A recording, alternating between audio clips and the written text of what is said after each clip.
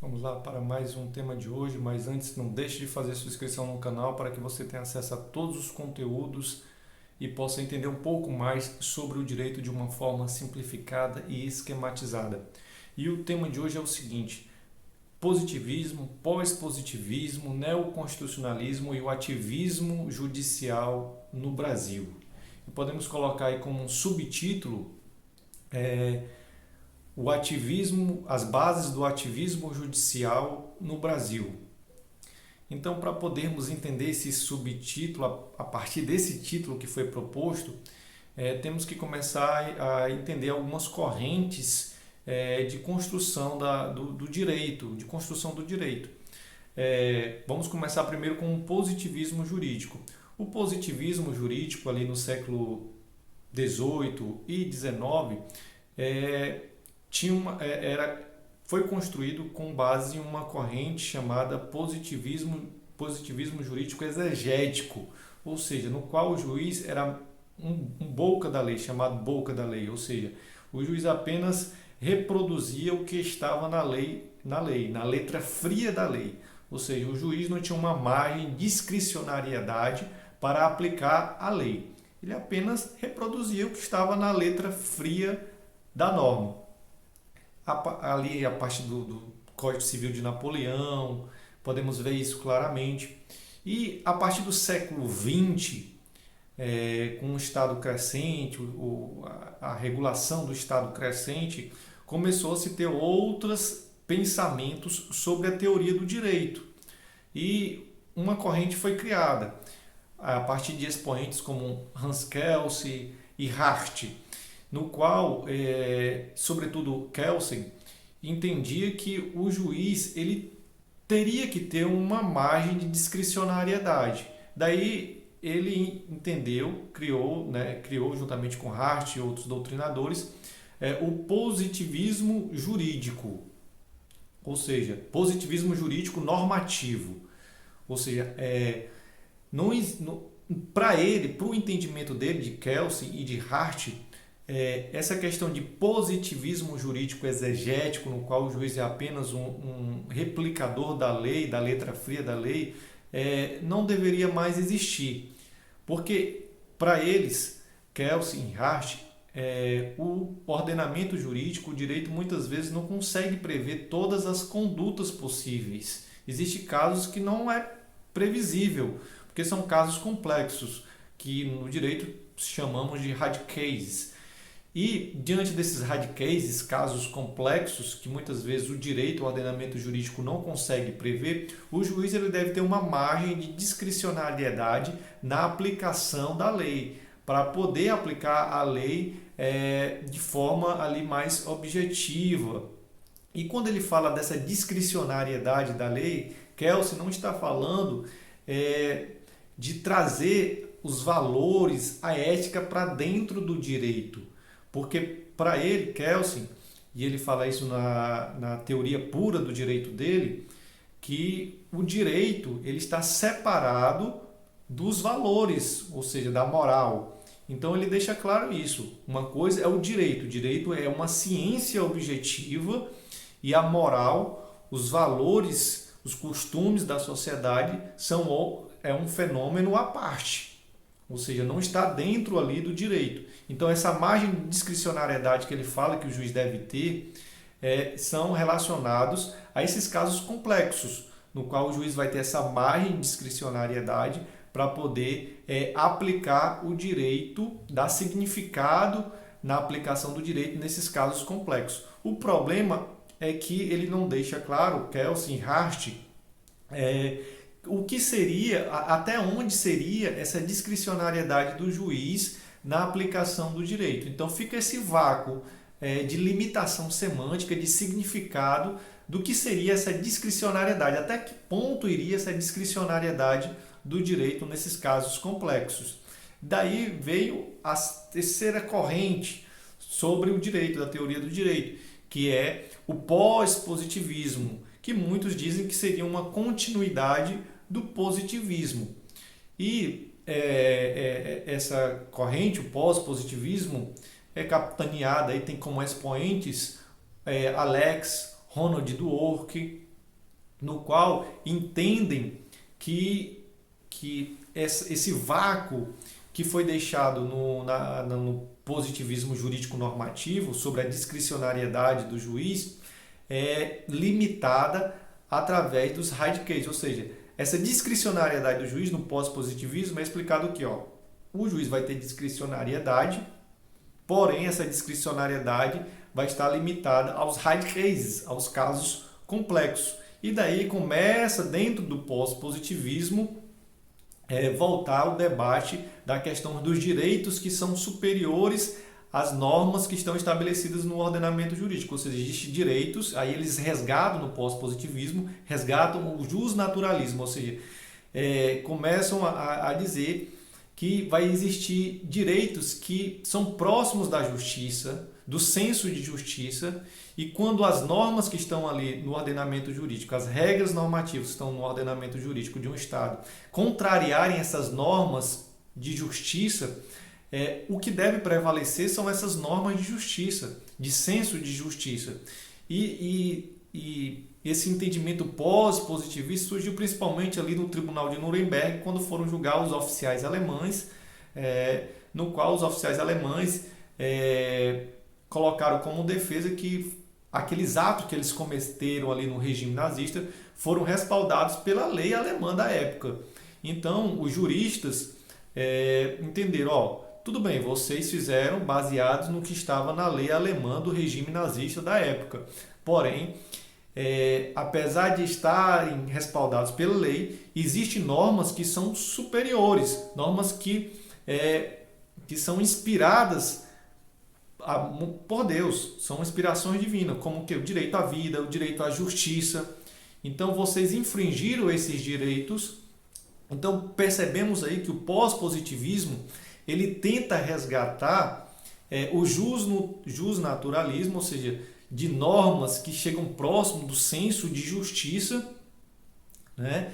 E com esse resgate do justnaturalismo no pós-positivismo, os doutrinadores também começam a construir o sentido de direitos humanos, de dignidade da pessoa humana, e também começam a dar uma elasticidade normativa para os princípios que na época do positivismo exegético e no positivismo normativo, os princípios eram colocados de margem, não tinham força normativa. Mas no pós-positivismo se cresce essa questão da força normativa dos princípios, ou seja, o princípio da dignidade da pessoa humana e dentre outros princípios, o princípio da proporcionalidade, razoabilidade, devido processo legal. Então esses princípios começam a ter uma força normativa, assim como as regras como as regras normativas, como as leis também, os princípios também seriam leis, ou seja, teriam as mesmas forças normativas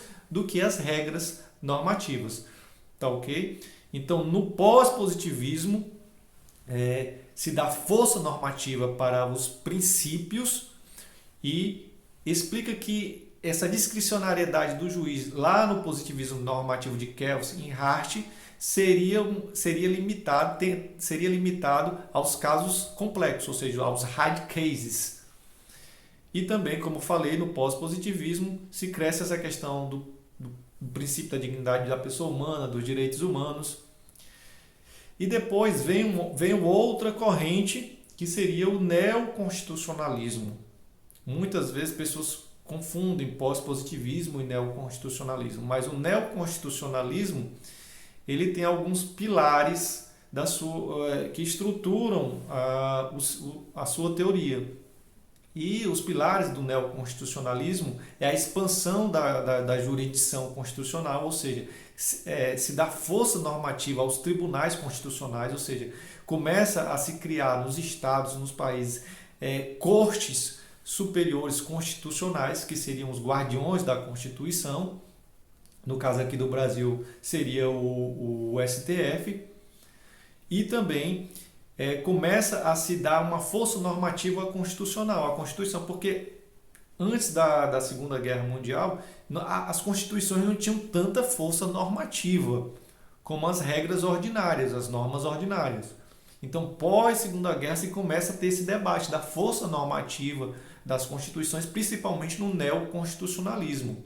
Tá, ok? Então, no neoconstitucionalismo, as constituições ficaram num patamar de terem força normativa, assim como os princípios. E também outro pilar do neoconstitucionalismo seria a questão do sopesamento. Porque no pós-positivismo os princípios começam a ter força normativa, a se ter o entendimento que os princípios possuem força normativa. E no neoconstitucionalismo, para se dar, começou a se entender, tudo bem, os princípios têm força normativa. Então eles podem conflitar. Muitas vezes você pode ter que decidir qual princípio que vai prevalecer. Então, diante desses conflitos de princípios, aparente princípio, se criou um pilar aí do neoconstitucionalismo que seria o sopesamento ou ponderação, que seria tentar ponderar qual o princípio que vai prevalecer em um possível conflito entre eles, conflito aparente entre eles. Tá, ok? Então, resumindo essas três correntes aí, o positivismo normativo, o pós-positivismo e o neoconstitucionalismo, podemos chegar a uma conclusão aí, possível conclusão, sobre a questão do ativismo judicial no Brasil. Porque o que é o ativismo judicial? É quando o Poder Judiciário começa a atuar de forma a adentrar nos limites ali dos outros poderes, executivo, legislativo. Então é quando o Poder Judiciário começa a ter um protagonismo no qual ele começa a assumir decisões que seriam inerentes ao Poder Executivo, inerentes ao Poder Legislativo.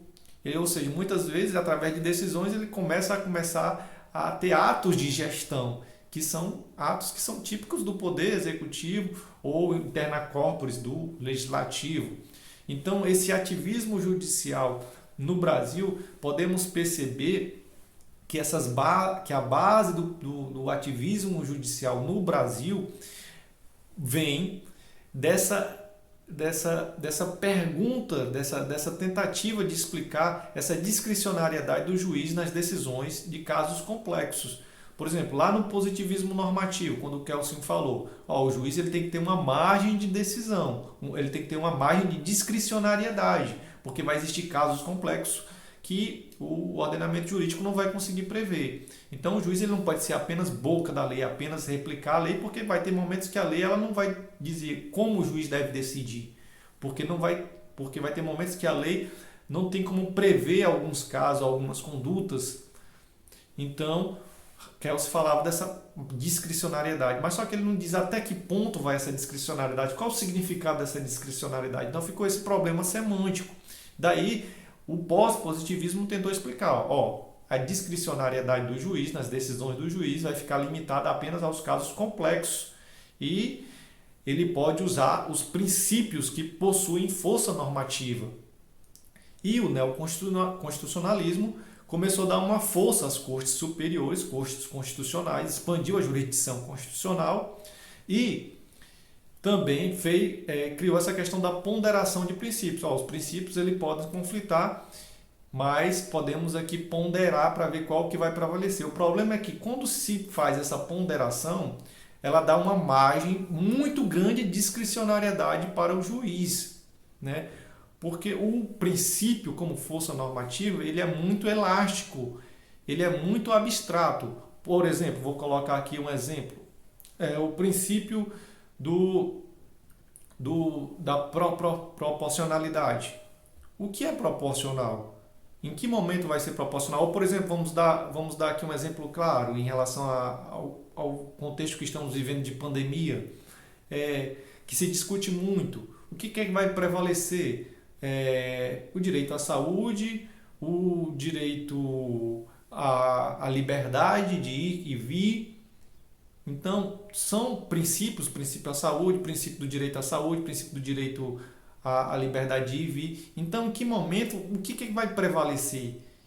Ou ou vai prevalecer um, ou vai prevalecer o outro, ou pode prevalecer os dois em determinada circunstância, em determinado contexto. Então percebam que o juiz, com esses pilares do neoconstitucionalismo e com esse vácuo semântico sobre como seria essa discricionariedade do juiz deixado pelo positivismo normativo e pelo pós-positivismo, deixa claro uma margem grande de abstração de poder decisório do juiz. Ou seja, o juiz ele vai ter uma margem de discricionariedade muito grande, podendo ao ponto de se criar de forma atípica leis a partir de suas decisões.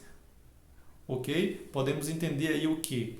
Que com essa força normativa dos princípios e com esse pilar de ponderação no conflito de princípios colocado pelo neoconstitucionalismo e com a expansão jurisdicional das cortes constitucionais, o poder judiciário ele acaba tendo um protagonismo ativista muito grande nos estados democráticos de direito, podendo atuar até como um poder legislativo e um poder executivo, tomando em suas decisões até mesmo atos de gestão.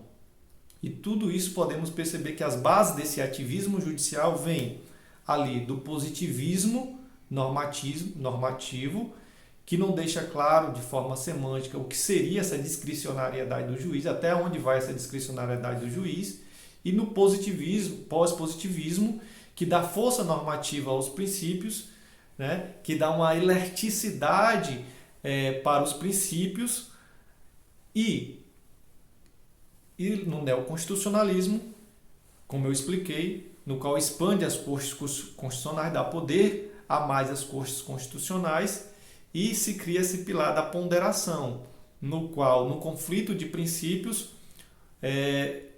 o juiz ele vai sopesar. E no momento desse sopesamento, dessa ponderação de que princípio vai prevalecer, como eu coloquei aqui no exemplo, né? Saúde ou direito de ir e vir, liberdade de expressão, o que vai prevalecer? Então, quando você dá essa margem grande de discricionariedade para o Poder Judiciário, para o juiz, ele acaba fomentando o ativismo judicial. Tá ok? Porque em suas decisões ele acaba tendo um poder discricionário muito grande. Então ele pode até formalmente não estar criando leis, mas a partir de suas decisões ele está de forma atípica,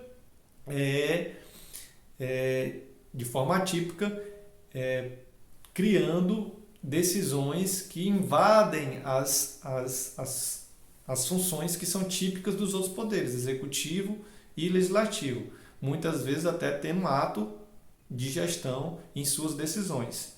Então podemos aí concluir que as bases do ativismo judicial no Brasil vêm desse vácuo semântico da discricionariedade do juiz, que podemos ver desde o positivismo normativo, passando pelo pós-positivismo, que até tenta dizer que essa discricionariedade do juiz fica restrito aos hard cases, ou seja, os casos complexos, porém também não explica porque dá força normativa aos princípios. Os princípios têm uma abstração muito grande, no qual não existe uma limitação. O princípio ele tem uma dinâmica muito elástica, como já dizia Dworkin. E no neoconstitucionalismo, quando eles tentam ali fechar a corrente pós-positivista, tentar explicar o pós-positivismo quanto a essa questão da discricionariedade do juiz, eles acabam aumentando mais as bases do ativismo judicial. Por quê? Porque eles dão mais forças aos princípios, força normativa aos princípios, e com a ponderação, com esse pilar de ponderação no conflito de princípios, o juiz acaba tendo uma discricionariedade maior, podendo até, de forma atípica, criar condutas, criar leis, mesmo que não num sentido formal, de legislar. E as cortes constitucionais, né, houve essa expansão jurisdicional das cortes constitucionais no neoconstitucionalismo. Então podemos ver aí que o ativismo judicial no Brasil podemos concluir que vem desse vácuo semântico da discricionariedade do juiz. Então, até o próximo vídeo, espero que eu tenha esclarecido, e esse é um tema muito interessante, porque é um tema que ele não tem uma definição, é uma compreensão que a gente vai tendo a partir do entendimento dessas correntes e do cenário que vai surgindo na sociedade. Então a gente vai observando, vai tendo aquelas percepções e vai chegando a certas conclusões. Então nesse vídeo a conclusão que eu particularmente cheguei foi que esse vácuo na semântica da discricionariedade do juiz na aplicação da lei acaba criando as bases para o ativismo judicial no Brasil, né? Então, as bases do ativismo judicial no Brasil, na minha compreensão, percepção, vem aí desse vácuo semântico da discricionariedade deixada aí pelo positivismo normativo, pelo pós-positivismo e aumentada ainda mais no neoconstitucionalismo, tá ok? Então, até o próximo vídeo.